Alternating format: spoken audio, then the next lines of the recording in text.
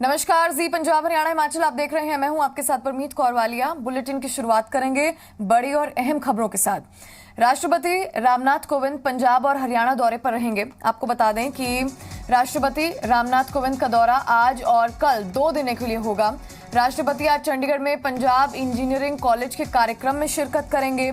वहीं कल भिवानी के स्वप्रेरित आदर्श गांव सुई की जनता को समर्पित करेंगे। राष्ट्रपति के दौरे को देखते हुए सुरक्षा के पुख्ता प्रबंध किए गए हैं।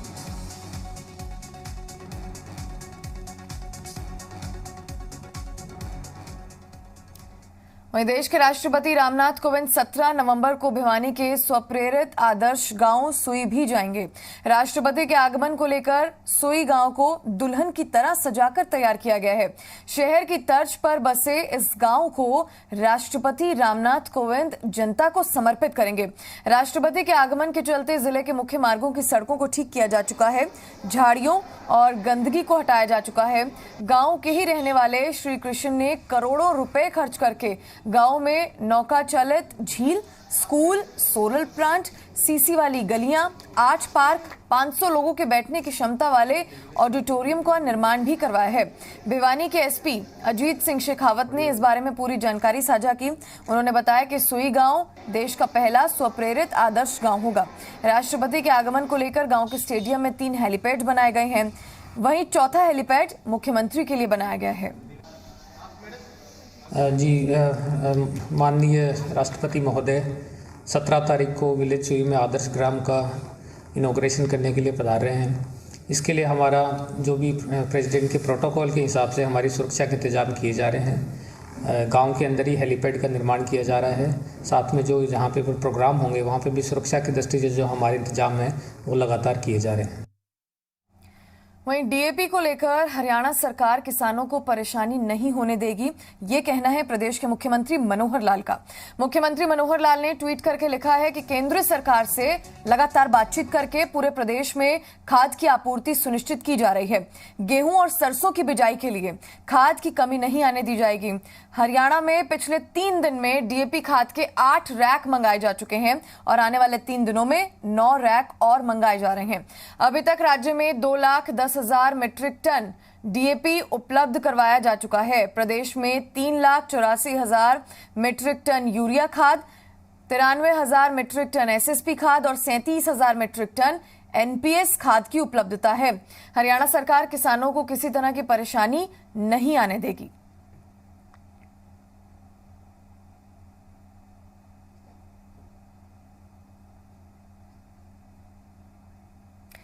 ये आपको बता दें, मुख्यमंत्री मनोहर लाल की तरफ से ट्वीट किया गया है। डीएपी की कमी नहीं होने देंगे, मुख्यमंत्री मनोहर लाल का कहना है। उन्होंने साफ साफ बताया है कि किस तरह से उपलब्धता जो है वो डीएपी की कराई जा रही है। हरियाणा सरकार किसानों को किसी तरह की परेशानी नहीं होने देगी, ये कहना है हरियाणा के सीएम मनोहर लाल का। ट्वीट करके सीएम मनोहर लाल ने ये जानकारी साझा की है कि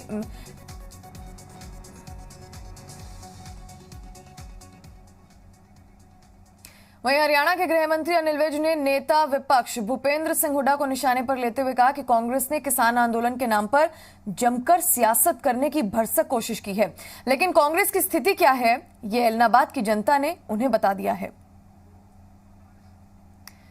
अनिल विज ने भूपेंद्र सिंह हुड्डा को निशाने पर लिया है। उन्होंने साफ तौर पर कहा है कि कांग्रेस की क्या स्थिति है ये एलनाबाद की जनता को पता है। हुड्डा साहब पहले भी जनता के बीच जाना चाहते थे। कांग्रेस ने किसान आंदोलन की आड़ में सियासत चमकाने की कोशिश की है, ये कहना है गृह मंत्री अनिल विज का।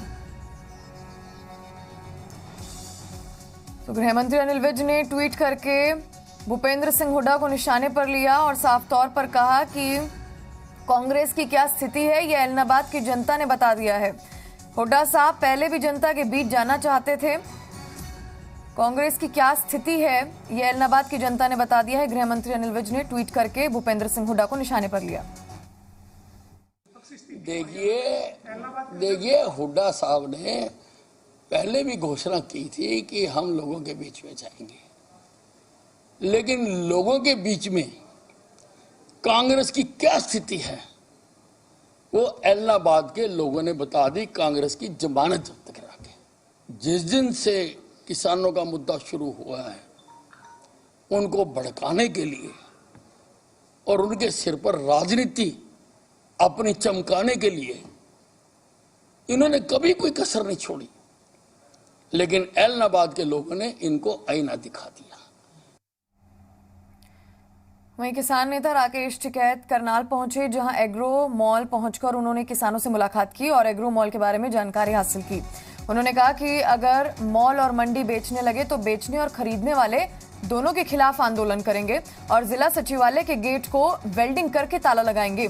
अनिल विज की नसीहतों पर राकेश टिकैत ने कहा कि अनिल विज उनकी सलाहकार समिति के सदस्य नहीं है, ऐसे में वो उनके कहने से मोर्चे का नेता नहीं बदलेंगे।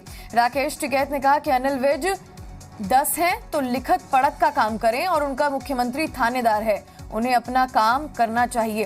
किसान संगठनों के राजनीति में आने पर राकेश टिकैत ने कहा कि वो आंदोलनकारी हैं और संयुक्त मोर्चा को नॉन पॉलिटिकल रहना चाहिए। आंदोलन जीतने के बाद भी इसे राजनीतिक पार्टी नहीं बनाना चाहिए। मंडी की जमीन इन किसानों की जमीन गई, ये रहे हुए किसान। अगर इस जमीन की जरूरत नहीं है तो इन किसानों को वापसी दे दो, ज्यादा दिगेंड कर ली तो इनको वापसी दे दो जमीन। लेकिन मंडी की जमीन और ये एग्रो मॉल बनाया गया, मंडी बोर्ड का इसमें पैसा लगा, सरकार का पैसा लगा और आज इसको बेचा जाएगा तो ये बिकेगा तो है नहीं, क्योंकि एक मॉल बिकेगा, एक ये मंडी की प्रॉपर्टी बिकेगी। ये तो चाहते ही हैं कि धीरे धीरे मंडियों की प्रॉपर्टी हम बेचने का काम करें। वहीं करनाल में भारतीय किसान यूनियन चढ़ूनी की 5 घंटे तक अहम बैठक चली, जिसमें बैठक में मुख्य रूप से भारतीय किसान यूनियन के नेता गुरनाम सिंह चढ़ूनी पहुंचे। साथ ही संयुक्त किसान मोर्चा के नेता सुरजीत सिंह फूल और दूसरे किसान नेता भी मौजूद रहे। 29 नवंबर को दिल्ली संसद कूच करने समेत कई अहम मुद्दों पर चर्चा हुई। हरियाणा भर के किसान संगठनों के जिला प्रधान भी बैठक में मौजूद रहे। इस दौरान चढ़ूनी ने फिर दोहराया कि पंजाब में वो चुनाव नहीं लड़ेंगे, लेकिन पूरे पंजाब में प्रत्याशी उतारे जाएंगे। साथ ही दिल्ली कूच पर गुरनाम सिंह चढ़ूनी ने कहा कि 501 किसान टीकरी बॉर्डर से संसद कूच करेंगे। हम सारे पंजाब से उतारेंगे। मिशन पंजाब का मतलब है कि पंजाब के लोग, पंजाब के बुद्धिजीवी समझदार इकट्ठे हों और वो सारे पंजाब में चुनाव लड़े, लेकिन मैं नहीं लड़ूंगा। मतलब आप? मैं नहीं लड़ूंगा। रहेगी पार्टी भी उन्हीं की रहेगी। उम्मीदवार उतारेंगे आप? उम्मीदवार हम उनको इकट्ठे कर रहे हैं, जोड़ रहे हैं उनको। मिशन पंजाब का मतलब उनको जोड़ रहे हैं। जो पार्टियां हैं जो हमें लूट रही हैं उनको किनारे करो, नए लोगों को राजनीति में लाओ, क्योंकि राजनीति देश को लूट रही है। हरियाणा के गृह मंत्री अनिल विज ने प्रदूषण के मुद्दे पर दिल्ली के मुख्यमंत्री केजरीवाल पर तीखा पलटवार किया। विज ने सवाल किया कि दिवाली को छोड़कर बाकी 364 दिन केजरीवाल जी ने दिल्ली के प्रदूषण को कम करने के लिए क्या कदम उठाए। उन्होंने केजरीवाल पर अपनी कमियों को दूसरों पर थोपने का आरोप जड़ा।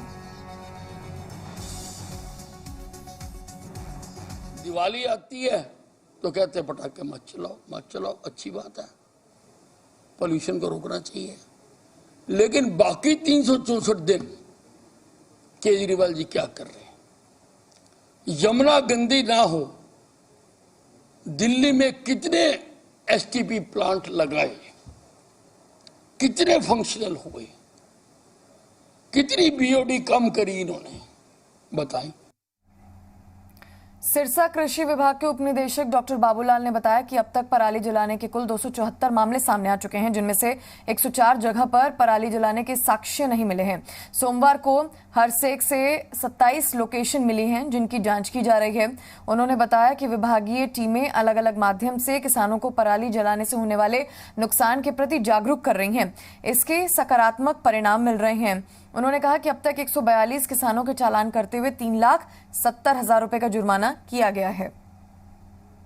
तक 246 जो मामले हैं सिरसा जिले में आ चुके हैं और 27 ऐसे मामले हैं जो विभाग की टीम और प्रशासन की टीम है, उन्होंने अलग अलग जगह पर कहीं जो लोकेशन में नहीं आए वो भी टीमों ने आइडेंटिफाई किए हैं। तो टोटल 273 मामले ऐसे हैं जो सिरसा डिस्ट्रिक्ट में आ चुके हैं और उस पर 142 ऐसी हैं जिन पे हमने फाइन कर दिया है, करीब हैं 3,70,000 रुपये फाइन कर दिया है। और अब बात करेंगे आगे हिमाचल की, जहां केंद्रीय वित्त मंत्री निर्मला सीतारमण ने सभी राज्यों के मुख्यमंत्रियों और वित्त मंत्रियों के साथ वर्चुअल बैठक की, जिसमें सुधार केंद्रित व्यावसायिक माहौल बनाने के तरीकों और विकास को बढ़ावा देने में मदद करने के लिए निवेश की सुविधा प्रदान करने पर चर्चा की। वर्चुअल बैठक में केंद्रीय वित्त राज्य मंत्री पंकज चौधरी और भागवत कराड़ के अतिरिक्त भारत सरकार के मंत्रालयों के सचिव तथा राज्यों के मुख्य सचिव और वित्त सचिव शामिल थे। उसमें हमने लैंड एक्विजिशन के शेयर के संबंध में कहा कि अगर वो लैंड एक्विजिशन की कॉस्ट को केंद्र जो है वहन करे तो हमें बहुत बड़ी राहत मिलेगी, क्योंकि हिमाचल प्रदेश में लैंड एक्विजिशन पर बहुत पैसा खर्च होता है। और उसके साथ साथ में जो हम इस प्रोजेक्ट को देखते हैं, ये भानुपल्ली बैरिक तक ही हम इसको सीमित ना समझे, ये आगे जो है सामरिक दृष्टि से लेह तक जाने का इसका प्रस्ताव है। तो उस दृष्टि से इसका सामरिक महत्व है, इसलिए इस प्रोजेक्ट को दूसरे इससे देखना चाहिए। इसकी फंडिंग की प्रोविज़न जो है अलग से करनी चाहिए, ज़्यादा करनी चाहिए केंद्र को आगे बढ़ करके, ये हमने बात कही। सोमवार को धर्मशाला में बीजेपी के प्रमुख कार्यकर्ताओं की बैठक आयोजित की गई, जिसमें उद्योग मंत्री बिक्रम ठाकुर, पूर्व प्रदेश अध्यक्ष सतपाल सत्ती, प्रदेश महामंत्री त्रिलोक कपूर सहित अन्य पदाधिकारी मौजूद रहे। उद्योग मंत्री बिक्रम ठाकुर ने कहा कि उपचुनाव में पार्टी के वोट शेयर में आई गिरावट को लेकर मंथन किया जा रहा है। पार्टी के उपचुनाव में हार पर मंडल स्तर पर मंथन किया जा चुका है। अब प्रमुख कार्यकर्ता बैठक करके सरकार की उपलब्धियों को घर घर पहुंचाने के लिए कार्य करने की योजना बना रहे हैं। भारतीय जनता पार्टी के प्रमुख कार्यकर्ता यहाँ बैठे थे। पार्टी के बारे में किस प्रकार से हम सब लोग इकट्ठे होकर पार्टी को आगे लेके जाएं और पार्टी में सरकार की गतिविधियां, सरकार के द्वारा किए जा रहे कामों को आम जनमानस तक किस प्रकार से पहुंचाया जाए, इस बारे में बैठकर आज हमने गहन चर्चा यहाँ पे की है। सर्दी के मौसम में कश्मीर घाटी के रंगों में एक जादुई बदलाव दिखता है। पतझड़ घाटी को लाल रंग से रंग देता है। चिनार के पेड़ ऐसे दिखते हैं मानो उन्हें रंगों की परतों से सजाया गया हो। और इन खूबसूरत नजारों को देखने के लिए हजारों की संख्या में सैलानी आजकल घाटी पहुंच रहे हैं।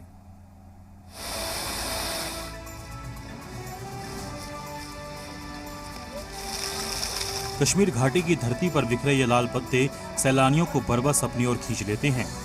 निशात बाग, नसीम बाग और चिनार बाग जैसी लुभावनी खूबसूरत जगह तस्वीरें लेने वाले पर्यटकों से भरे हुए हैं। जिन नज़ारों को लोग सिर्फ बॉलीवुड फिल्मों में देखते आए हैं, यहाँ पहुंचकर खुद अपनी आंखों से देख रहे हैं। हमें ऐसा फील हो रहा है कि जैसे हमें जन्नत की सैर हो गई है। धरती पे जन्नत किसी को देखना हो तो कश्मीर जरूर आना चाहिए। सरकार ने शरद ऋतु के दौरान घाटी में आने वाले पर्यटकों के लिए विशेष छूट और ऑफर्स की भी घोषणा की है, ताकि यहाँ पर सैलानियों को बढ़ावा मिले और कश्मीर के लोगों को रोजगार भी मिले। बहुत सुंदर है कश्मीर, जन्नत है। Amazing, it's amazing, very beautiful, बहुत सुंदर है। चिनार के पत्ते तो उसकी ब्यूटी कुछ अलग है, ये कहीं देखने को नहीं मिलते, यहीं पे मिलता है। दुनिया भर में ऐसी बहुत कम जगह है जो साल के हर मौसम में इतनी आकर्षक होती है, और कश्मीर उनमें से एक है। यही कारण है कि आजकल कश्मीर में हर तरफ, हर बाग में पर्यटक दिखते हैं। पर्यटन विभाग के मुताबिक हर दिन कश्मीर में 1200 पर्यटक पहुंच रहे हैं। यूं तो कश्मीर हर मौसम में सुहाना दिखता है, लेकिन जब पतझड़ के मौसम में चिनार के पत्ते लाल होकर धरती पे गिरते हैं तो ये एहसास होता है कि वाकई कश्मीर धरती पर स्वर्ग है। यही कारण है कि आज हजारों की तादाद में पर्यटक रोज कश्मीर पहुंच रहे हैं और उन दृश्यों को अपनी आंखों से देखते हैं जो कभी उन्होंने बॉलीवुड के फिल्मों में देखे हैं। कैमरा पर्सन इरफान मंजूर के साथ खालिद हुसैन, जी मीडिया, कश्मीर।